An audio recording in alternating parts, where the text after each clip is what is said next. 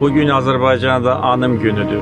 Bütün Azərbaycan xalqı şəhidlərimizin əziz xatirəsini yad edir. Bu günə görə biz onlara borcluyuq. Bu həqiqətdir. Nə qədər dövlətin gücü olsa, nə qədər silahı olsa, nə qədər düzgün hərbi əməliyyatlar planlaşdırılsa da, qələbəni əldə edən əskərdir, zabitdir. O gedir. O sinəsini qabağa verir. O ölümə gedir. Və bayrağı da qaldıran odur. Onların qəhrəmanlığı heç vaxt silinməməlidir və silinməyəcək.